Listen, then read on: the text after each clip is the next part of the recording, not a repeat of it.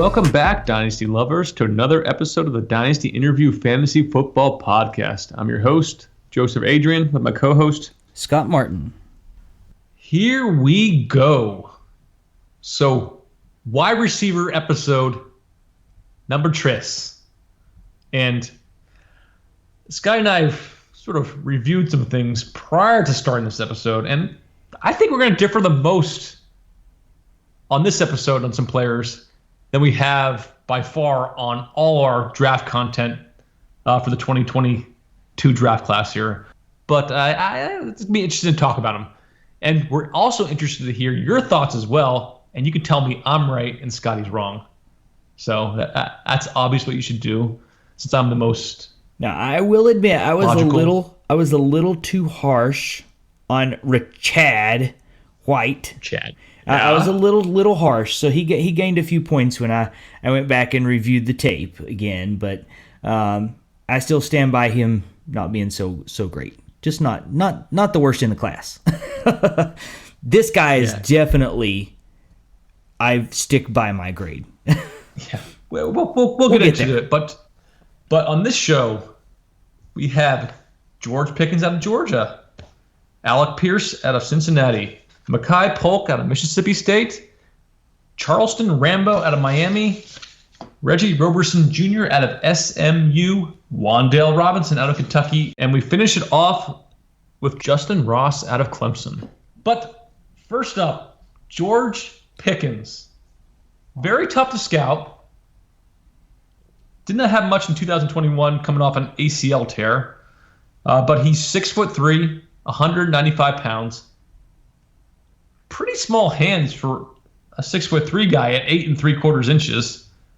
He ran a 4.47 40, a 33-inch vertical, and a 125-inch broad jump. What percentiles are those? So 65th percentile 40, 26th percentile vertical, 80th percentile broad jump. At his pro day, he did his vertical over 34.5, 46th percentile. Coming off an ACL tear, and he put up pretty solid numbers. Mm-hmm. And as far as stats goes, he balled out his freshman year, so had 49 catches for 727 yards and 8 touchdowns. In 2020, he had 36 catches for 513 yards and 6 touchdowns. And then this past year, he just had 5 catches for 107 yards and 0 touchdowns due to the ACL recovery then. And he averaged 15.0 yards per catch over his career at Georgia then. So, Scotty, do you want to take it or should I take it with George Pickens starting off? I'll take George Pickens because I want you to go. I want you to go first on some of these other guys. So okay, you're doing the timing up here. Yeah. So, George Pickens is high risk prospect, high reward prospect. He's definitely, there's definitely some risk involved, and it's got to do with the injury, it's got to do with off-field stuff, it's got to do with his play style, but this dude has special tools that really remind you of A.J. Green. Now, A.J. Green was an elite route runner, and George Pickens is good. He's not an elite route runner, but he has that sort of special kind of stuff. His release off the line is really good. He's very sudden off the ball. He has some moves, and he's super, super physical. He very rarely gets out physicaled. He has super long arms. I don't have his arm reach here, but he looks like he has such long arms, and he just keeps press coverage away. I mean, he does not get jammed. His route running, he's a long strider, but he shows pretty good suddenness. And the best thing that he can do is he can stop on a dime. And that really leads to him getting a lot of good catch windows. And he can absolutely improve his route running, his technique, his leverage.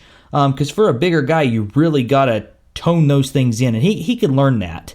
And I mean, he is coming off an ACL tear too, so maybe some of that's going to get better as he gets a little more recovery time.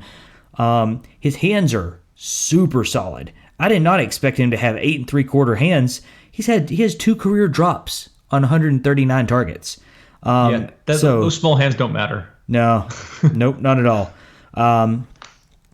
Contested catch, ball tracking, body control. It doesn't really get much better. He has plus catch toughness.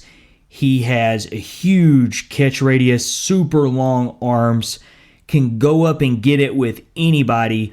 The only real knock I had for him is he's got, not really make you miss stuff, and he's not really a big tackle breaker either.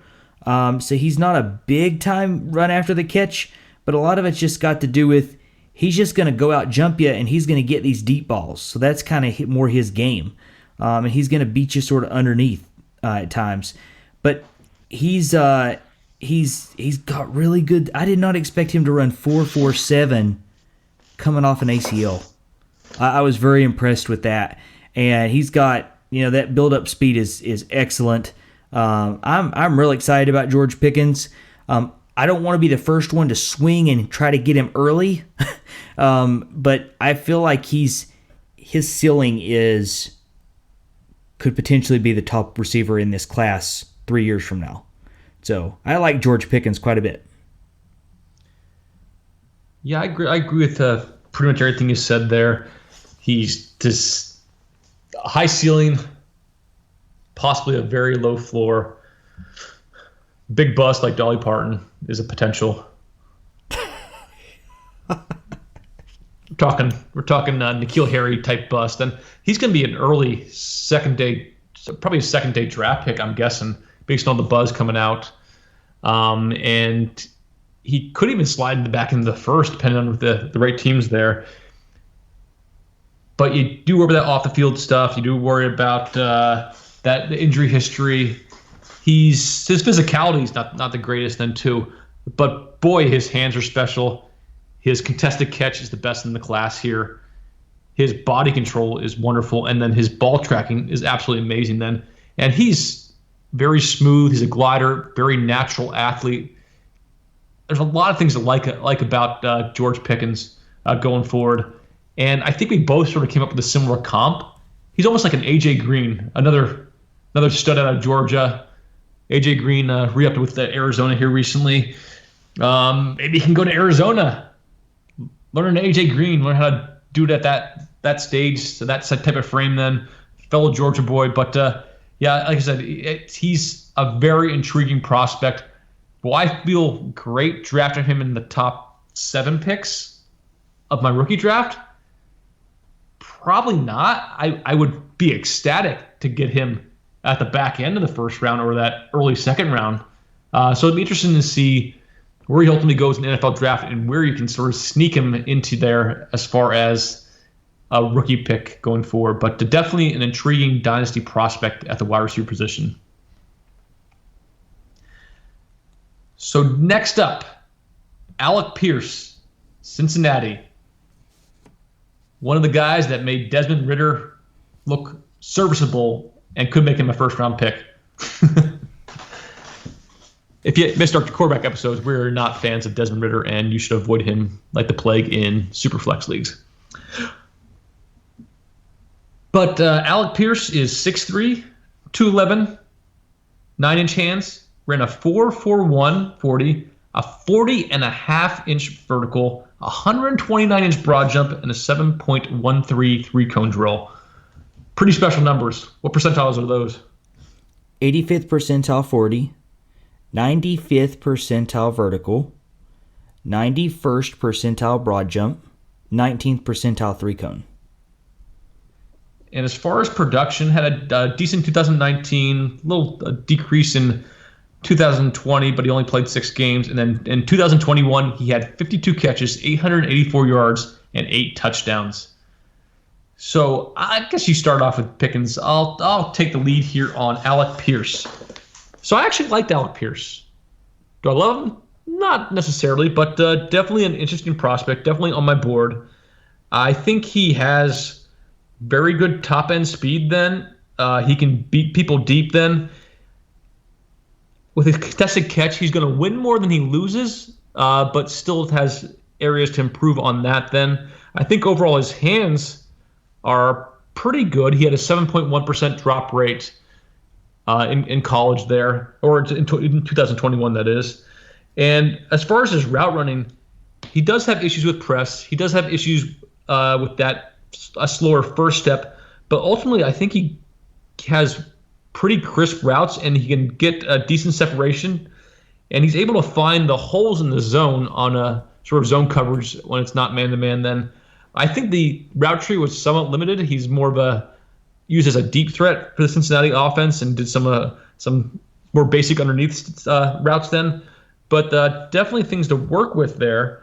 And I think he's a guy that's an interesting prospect, probably in that you're looking more at that second round of your rookie drafts then. Like I said, it all depends on the sort of the draft landing spot then, and then ultimately where do these other prospects land as well. But I give him like a 73, which is a pretty good score with my wide receiver list here. What are your thoughts on Alec Pierce, Scotty?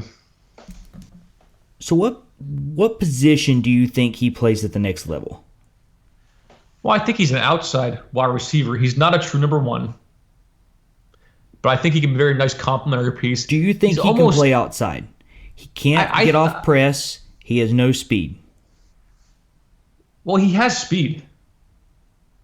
No, he can't get off the ball. He's slow off the ball. Oh yeah, he definitely has to work on his footwork, and I think you can learn better releases at the NFL level. But if you press him, he's going to have trouble. So he's going to take time to develop then. He's not a starter right out of the gate then, but he's a guy with potential, and I think you can learn those releases and get better as time goes on then. So I think that's a possibility. He's not necessarily the quickest guy and as far as in and out of breaks then, so I don't think he's going to be a slot guy, especially at 6'3", 211. But I think there's potential to be an outside guy. But I almost see him as like a complementary piece where sort of what we saw with Marquez Valdes-Scantling in Green Bay, where he's not necessarily going to get a ton of volume, but he could make some big plays down the field, and they could take advantage of his athleticism then. But I don't think he's going to be, like I said, a true number one. So I'm not jumping off the board or I'm not slamming the table to say take Alec Pierce, but I see some potential there, and he's definitely a guy that you can get later in your drafts or sort of late second round that is a good, I wouldn't say dart throw, but a guy that could offer some fantasy potential maybe in 2023, 2024. I think he can play a little bit outside, but I think his role is more of a big slot, and he's a red zone guy. I think that'll be his role. I don't see him being a very good outside receiver. And I'll tell you why. You hit dead on with the release. His speed off the ball is very average at best. He can fight hands away, but he will get just bodied up and just shut down at the next level, trying to get off press. And it's because his quickness isn't very good. And you see that with the 3-cone too. He's got really, really good build-up speed. So if he gets a free release, he gets to take a couple steps down the field, he gets on DBs quick. And he surprises them. That's why he gets by them, because they're not expecting him to get up on them so quick, and then it's too late. And that happens over and over and over and over on the film. His route running, I didn't see a very sudden guy. I thought that he was a physical route runner, but I thought he only created just minimal separation. The thing that he does well is he knows how to get in those open areas, especially against zone. So he's got things there that you can build with, but he's not somebody that's you're gonna split out. He's gonna get good separation and open up big windows. He's just not that type of guy. Hands are good, very sure and sound. They're not special and as sudden as you like. You see a couple of, at least 2 or 3 plays I can think of off the top of my head, where the ball it gets on him quick, He's sort of coming out of his break and the ball gets on him quick. And you know how Cooper Kupp will throw his hands up and boom, ball's caught. Well, Pierce doesn't have that special ability, but he's still got good hands. 4 drops on 82 targets, so that's pretty good. His contested catch is really good. He wins as, pretty good. His ball tracking is a little above average. He will misplace some deep balls at times, but he's got above average body control and he times his jump pretty well. A bigger catch radius, and I thought he had good physical catch toughness. But he's a guy that has good build-up speed. But once he gets the ball in his hands, that's it. He's not going to break many tackles. He's not going to make people miss. And so these are just big holes in his game that concern me.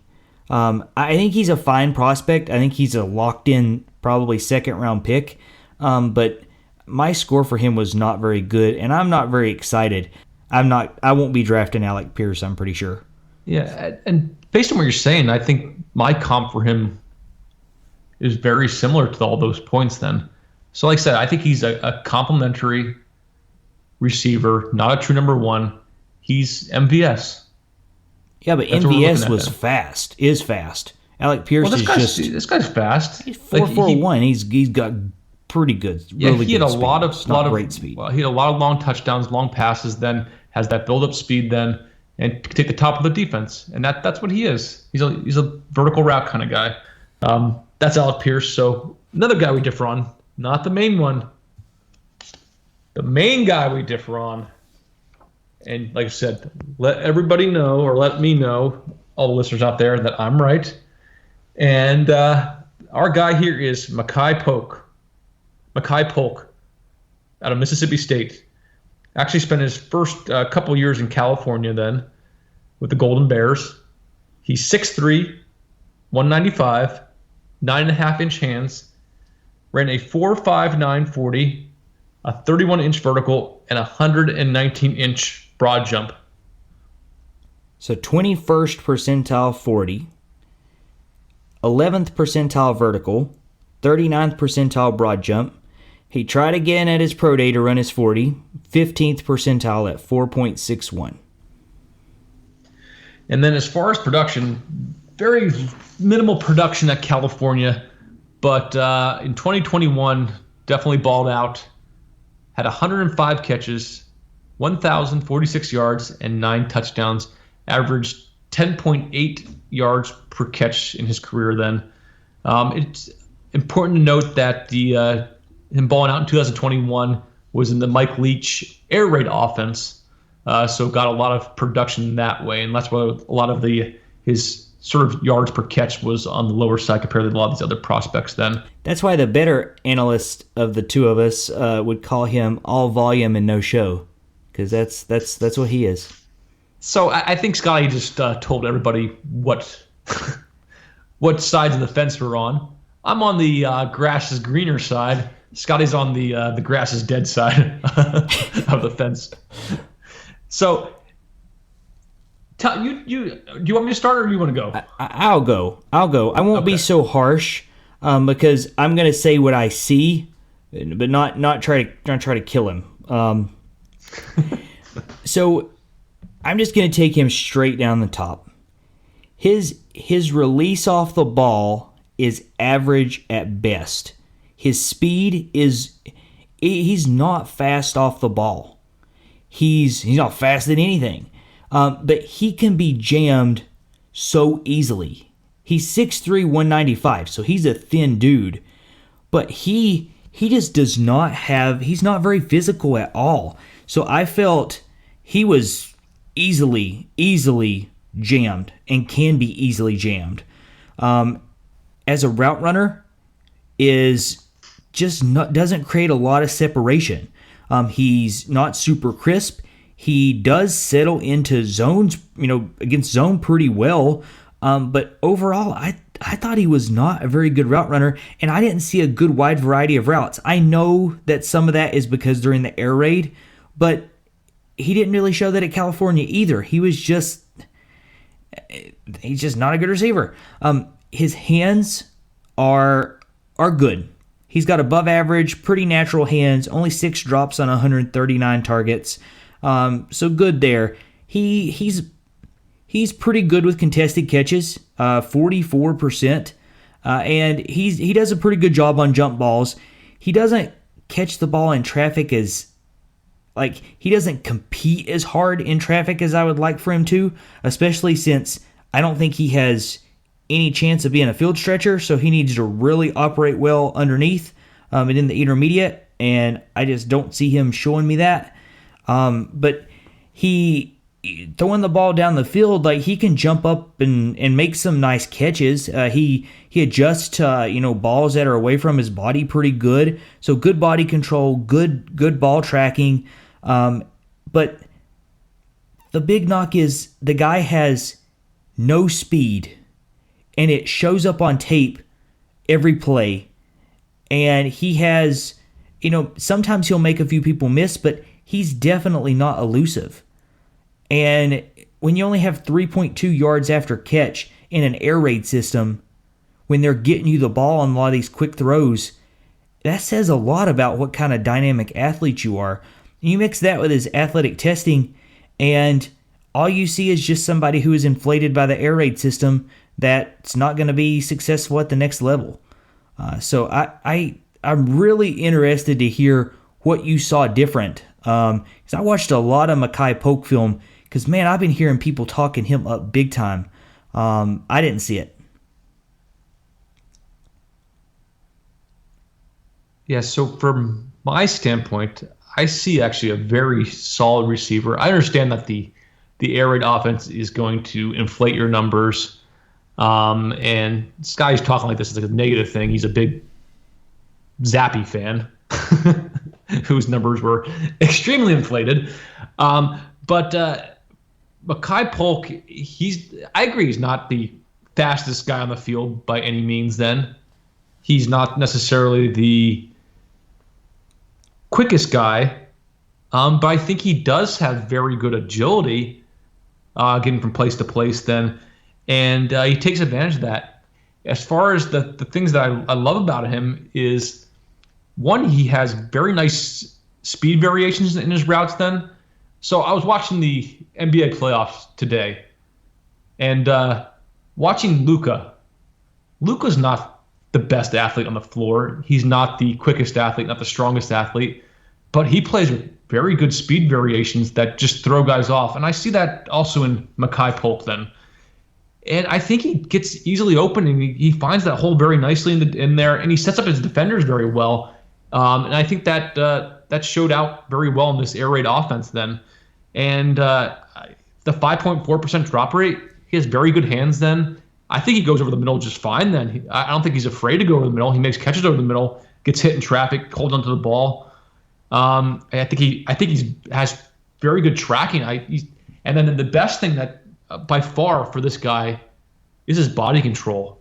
So he adjusts his body and contorts his body in many different ways for very bad throws then, and sort of makes his quarterback look good. So that's by far his best asset, and I think he's just a natural sort of athlete in that regard, as opposed to we're looking at like a Jameson Williams where he's just burning people down the field and using his speed and quickness, and that's his main attribute. This is definitely the opposite end of the spectrum from that, but I still see a guy that can be very valuable then.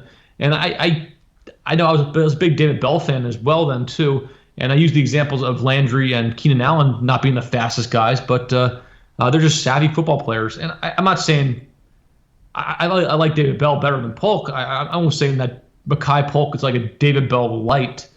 And I'm not saying either of those guys are going to definitely be Jarvis Landry or Keenan Allen, but I think they have potential. I see these guys as football players, and that's why I like Makai Polk then. So I know Scotty's not going to be drafting him. What was your grade? I gave him a 77. Wow. See, I gave him a 55. Yeah, so we are. So the things that I really graded him way off. The things that I graded him really hard on, like, I don't know how do you give more than a 4 for speed when he runs 4.6 and it looks like that? How do you give more than that for quickness when it looks like that? And I thought he had. How do you not knock him for release and physicality? His agility was definitely plus. I understand. I can buy the savvy route runner because he shows that. But that's why he got a 6 there. The scores that I really hit him hard on were speed, acceleration, physicality, and release. All those were 4s, and they're justified. Yeah, and we're not the only ones that differ on Makai Polk. We actually looked at multiple different sites and sources. No consensus. And we've seen. What's that? There's no consensus. It's everywhere. There's no consensus. Some people are saying there's teams that have day 2 grades on him, all the way to undrafted free agent.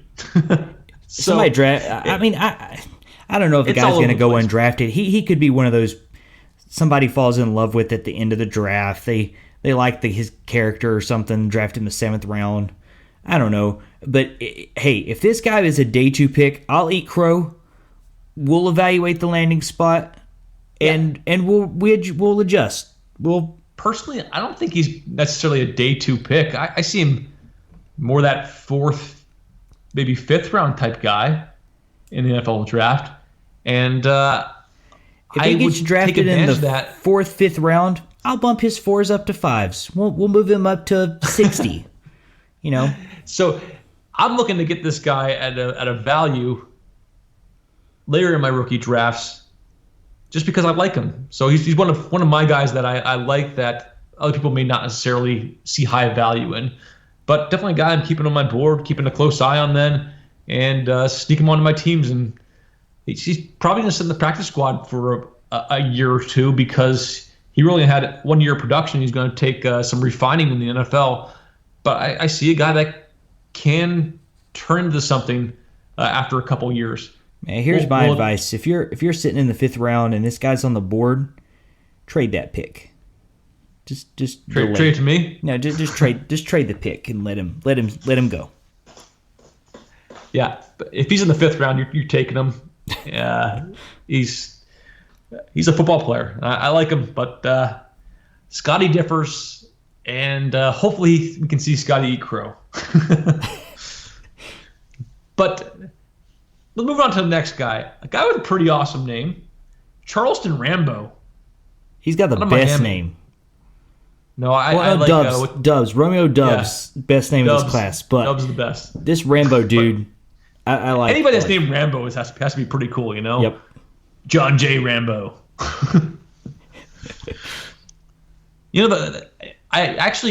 Speaking of Rambo, I saw like the Vietnam Rambo one. I saw the Russian Afghanistan Rambo before I saw Rambo 1. So I always thought Rambo was this guy they sent in to do these crazy missions. But Rambo 1 actually gives you the backstory of why he sort of went crazy and was sort of like the go-to guy. But so watch Rambo 1 first, and it gives you a better perspective of Rambo 2, 3, and then Rambo. Was it Rambo 4 where he just goes absolutely nuts? I saw that in theaters.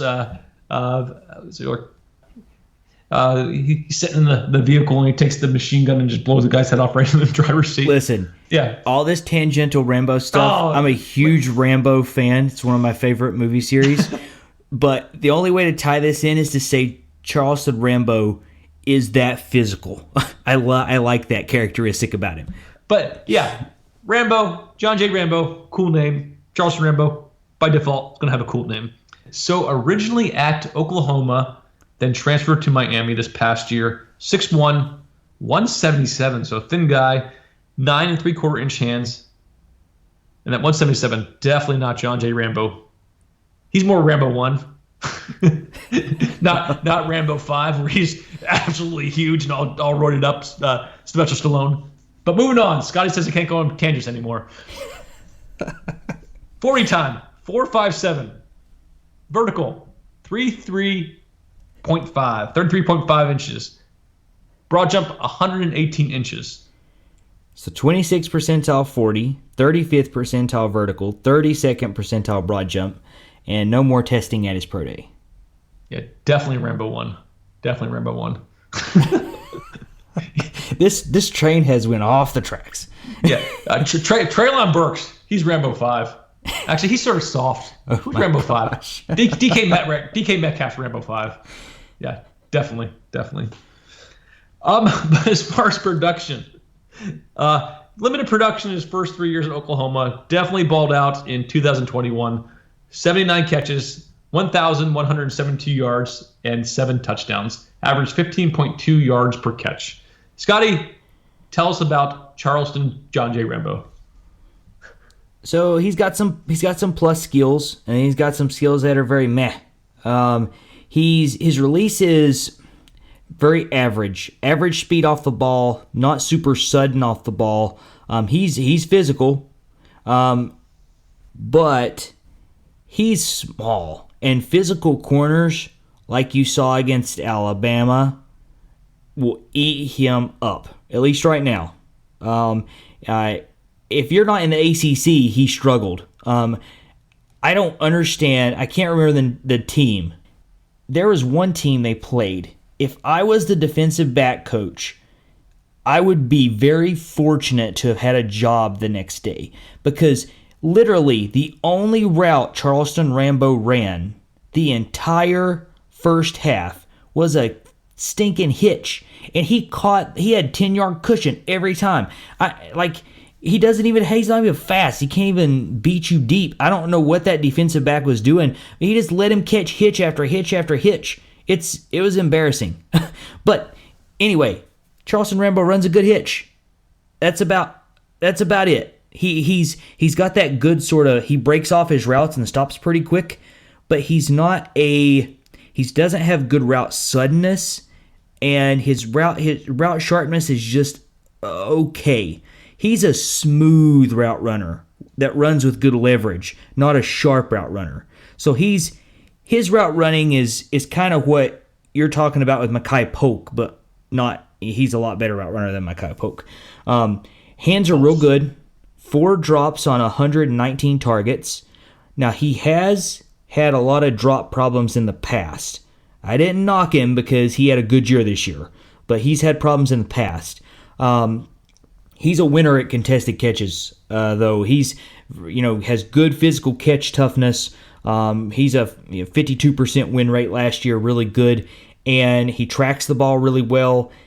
Really good body control in the air, and he's a physical route runner. And he does a good job at the point of attack on those high pointing balls, but I sort of knocked him a little bit on physicality, because he fumbled the ball a lot. He got the ball knocked out quite a few times. So, and some of that has to do with he's got a small frame and he's taking big licks, and so he's tough.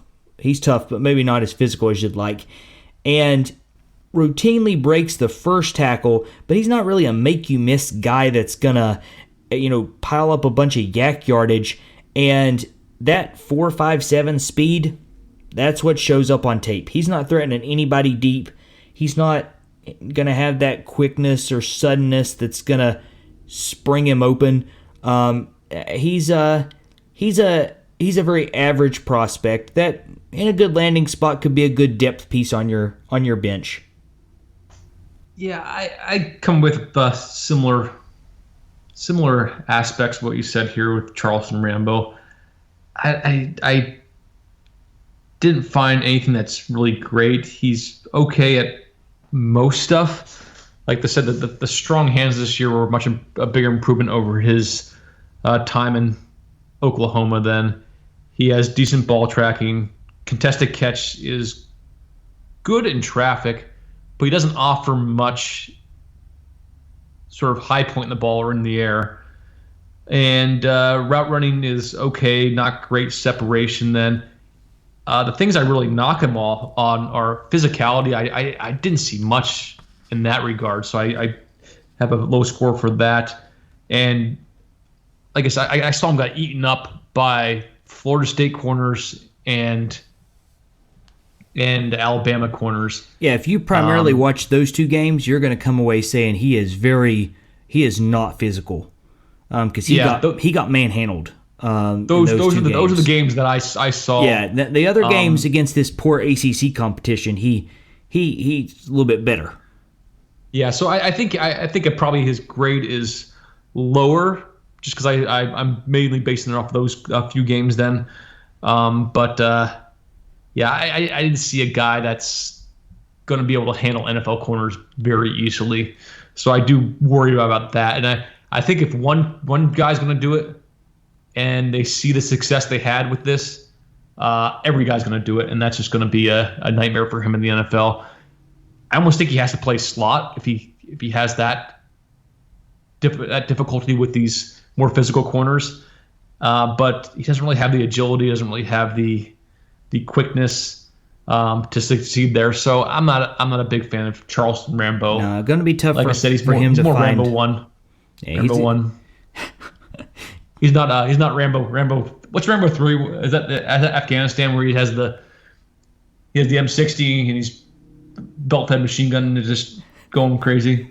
Actually, that's Rambo 1, I think. That is Rambo 1. But dear. As far as the physicality stuff, Rambo 1.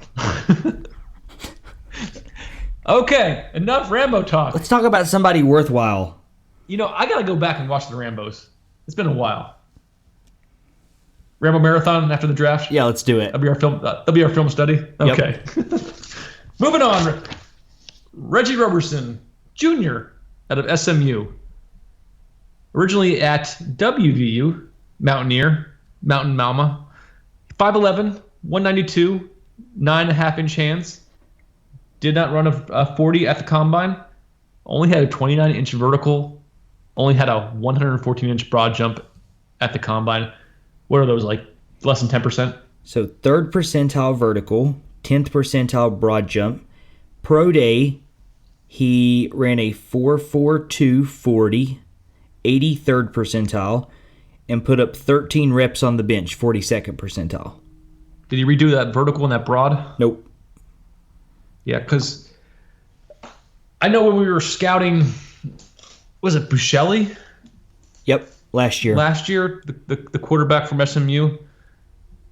I really liked what I saw out of Reggie Roberson, and then I found out he tore his ACL. I thought he was going to go pro that year, just about everything I was seeing, because in just a few games in 2020, he had 474 yards and 5 touchdowns.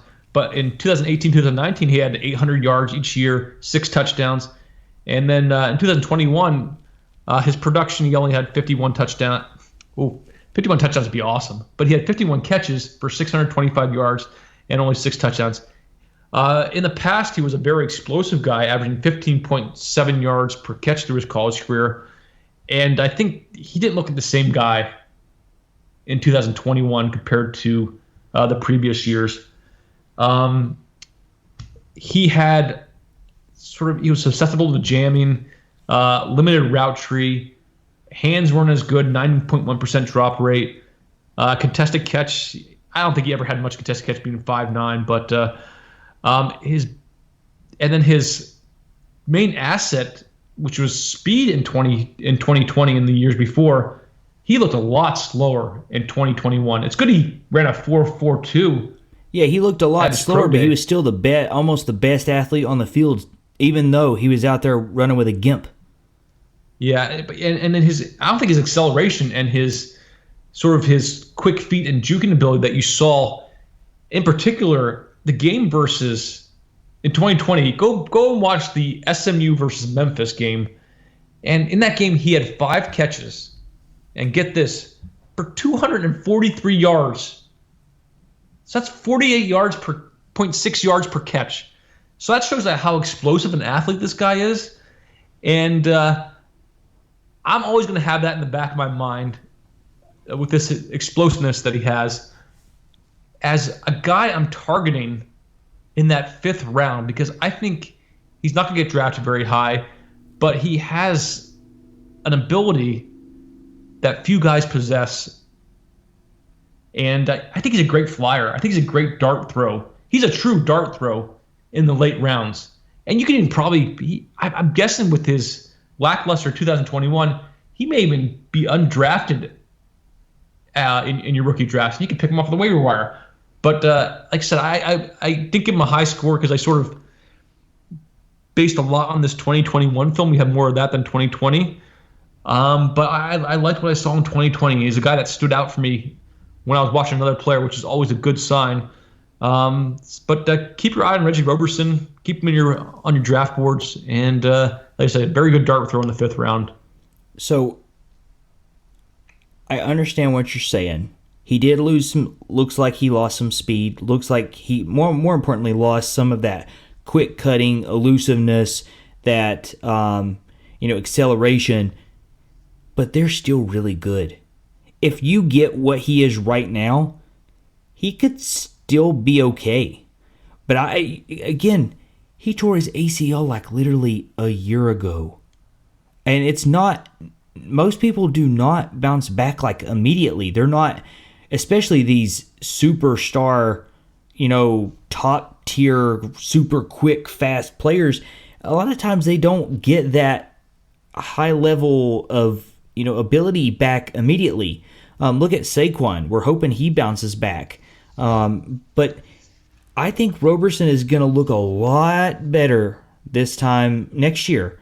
And when I graded him, I didn't give him full credit for his previous film, but I took it a little bit into consideration. So I gave him a 68. And I think if I had not given the bump up, he probably would have been a 61. So yeah, I like him quite a bit. I gave him a 65 with I gave him a bump only in a 2020 bump only in top end build speed. Like I said, I think he's playing at 80-90%. Yep. In 2021. He's actively running with a gimp leg. You can literally see him running not with full confidence in that knee. But right now, his speed off the ball is still very, very good. He puts DBs at a disadvantage right off the bat. He's still got quick feet, and he has plush release moves. He had special stuff before. Route running, he's never really been super sudden as a route runner, but right now is when you really see it. Like, he can't stop on a dime very well, and he can't cut super well, which leads to his separation going down, which is why you saw him drop the ball more this year with 5 drops on 72 targets. He's never really had the most natural hands, but they've been good. And then with him having some, more contested catches, more sort of catching in traffic, that sort of brought that down a little bit. But he still has very much above average ball tracking, very much above average body control, and his yards after the catch, that's what was super duper special before, because there was one play, I don't remember what team it was, probably the Memphis game, because that was the game he destroyed it. I think that's the game he tore his ACL too. But I'm not 100% sure on that, but he made this guy, just this nasty Reggie Bush stop juke, and just the guy couldn't even put a fingertip on him. But he's not got that right now, but he can still make a few people miss on film. And he still had good yards after the catch. So when you're out there running 4.42, just a year removed from your ACL tear, then that's pretty solid. And I thought I don't know that he ran 4.42 during the year. I thought maybe he ran closer to 4.5, but he still potentially has home run speed. And he still has burst with that straight line speed at that second level. It's any lateral movement right now is not great, but straight ahead he's solid. You've got to take this guy in you're back into your drafts.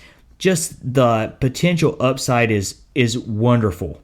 I really hope he lands somewhere that he has a chance to show what he's got, because he was special, man. He was the darling of our sort of rookie scouting last year on somebody we were excited to see what happened.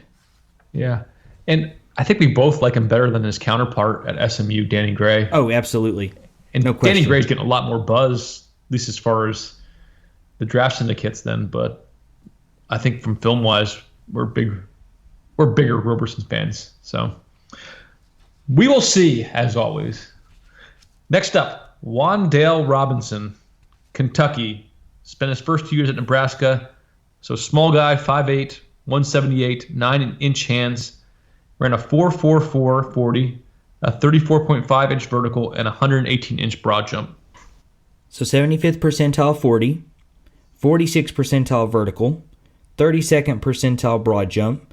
At his pro day, he picked up his vertical to 35 inches, 51st percentile, 19 reps on the bench, 88th percentile, 6.993 cone, 45th percentile.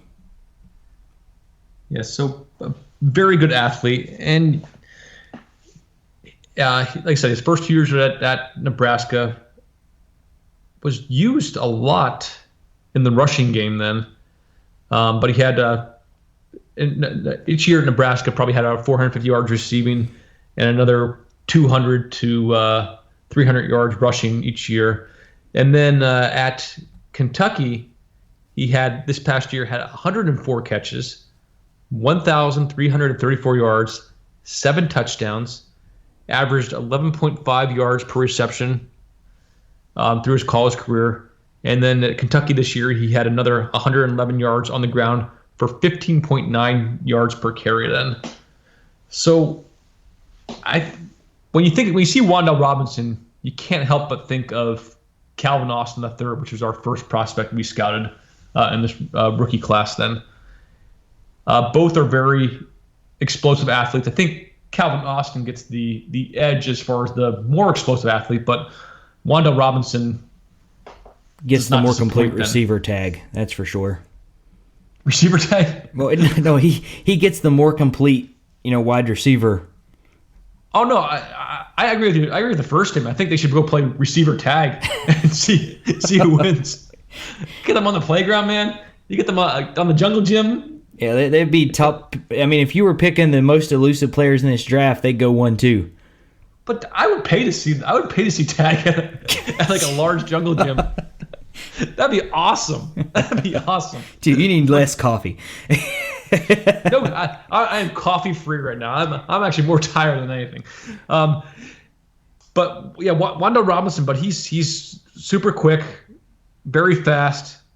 His quickness leads to very good yards after catch. Then he's not going to get the yards after catch by being a physical guy. It's more that quickness, that speed, that elusiveness.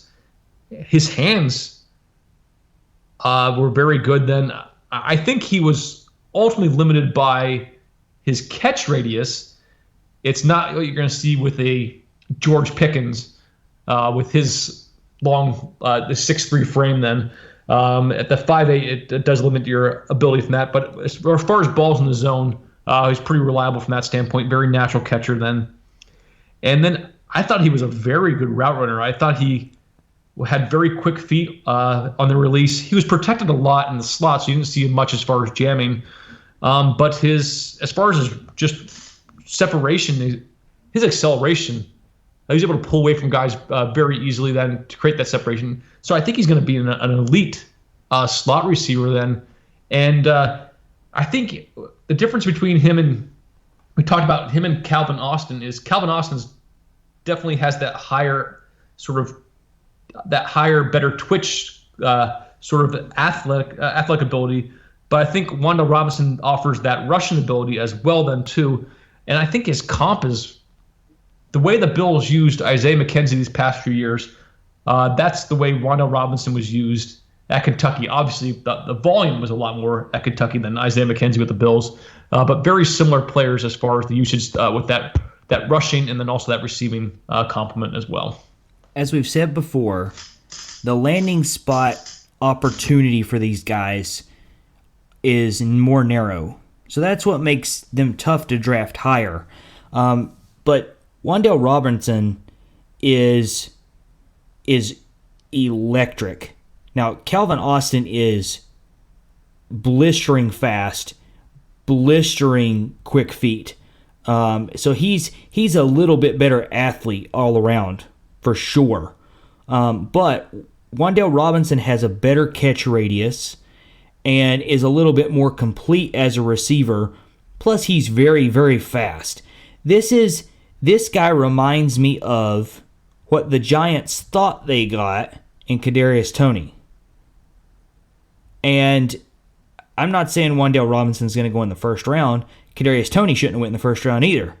But Wan'Dale Robinson, I think, is a day 2 pick.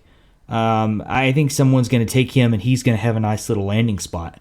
But he's going to be a slot receiver, but he does have some ability. He doesn't have to absolutely play in the slot. He can move around. He can move around the backfield. He can play maybe that sort of, I don't want to keep throwing out this Debo role, but he can play all over, do different things. Good gadget guy. His release off the ball is very quick. He has actually above average moves to get off press. Now, physical corners can absolutely push him around and reroute him. You ain't really got to worry about that because he's going to spend most of his time in the slot anyway. But the thing you really got to worry about is route running. He is super sudden, but his routes aren't the sharpest. And when you don't have sort of a really, really crisp route tree, when you have a small catch radius and you have when you don't have a super crisp defined route tree, when you have a small catch radius, it's going to make it difficult to operate underneath successfully. And I think he's got some room to grow there. I think he's more developed as a route runner than Calvin Austin is. But you see a guy that he has pretty good hands. They're not great. He leaves some sort of special catches on the field that he could catch, but 7 drops on 140 targets, not too bad. He's not going to really win with contested catches, but he'll catch the ball in traffic some. The ball tracking, I mean, it's a 10. He catches these downfield throws, and he times up these sort of intermediate passes to where he's hitting them full stride. He's got some special ability there, and he actually showed really good body control. There are times that he went up and used every ounce of that 5'8", 178 frame to sort of box out the defensive back and go up and get the ball. You don't see it a lot, but you see it some. And he's tough as nails. He's obviously not super physical, but he's a guy that he's got plus top end speed, home run potential, and he can make you miss in a phone booth. Probably he's at least the second most elusive guy in this class, and I hope he gets a good landing spot because he's somebody you could really get up to that early second round and feel pretty happy with coming out of there. Yeah, definitely an interesting guy to keep an eye on. Very landing spot dependent, and it's with this size, it does make it a less likelihood that he's going to succeed. But the guy's a baller. He definitely can play the game. Where that translates to fantasy success, I can't speak. Where that translates to fantasy success, we will find out. What was your score? So I gave him a 71. All right, 73. So see him pretty similar then. Now the last guy on our list, Justin Ross out of Clemson, is 22.3 years old at this time, 6'4", 205, had 9 and 5/8 inch hands, did not really participate at the combine other than doing the bench and had 11 reps on the bench. At his pro day, 4.64 40, 9th percentile. 31.5-inch vertical, 14th percentile. 116-inch broad jump, 20th percentile. He was a guy that absolutely balled out in his freshman year with Trevor Lawrence. Had 46 catches for 1,000 yards and 9 touchdowns. And then in 2019 had 66 catches for 865 yards and 8 touchdowns. In 2020, he had to have spinal fusion surgery. And then in 2021, with a brand new quarterback, production took a significant hit with 46 catches, 514 yards, and 3 touchdowns. And then ultimately he had a stress foot fracture in November of 2021 and ultimately had surgery for that as well. Yeah, stress fractures in the foot is not something I'm really happy to see. I don't definitely know. Not spinal fusion either. Yeah, no, he hit the big ones. I can think of only a few people on the top of my head that were freshmen that were dynamite and not only didn't get better, but actually got worse. And Justin Ross is that guy. What the heck happened, man? You can't really ignore his best tape, but shoot, his best tape was like 4 years ago. He's got 3 years of just continuing declining ability. And it's not that it's declining production. You can understand going from Trevor Lawrence to anybody, you're going to drop off, especially when it's not a very good quarterback, at least for right now, he's not. But speaking of that quarterback, they were not on the same page. No. There were the no balls chemistry. were all over the place, and it was ugly film in 2021. That's all I could say. Definitely a big step back from Trevor Lawrence, but continue. Yeah, so taking him from the top, he's not got a good release. He's not very physical. He will absolutely be dominated by press. He's already looks like he gets handled pretty well, and he's just got average speed off the ball. His top end film speed, he looked every bit that 4.6 speed in 2021. And his acceleration, there's not a lot of burst. There's not a lot of, it carries over into his route running. He just doesn't create much separation, and he doesn't run the crispest routes. He's got really good hands. One drop on 72 targets.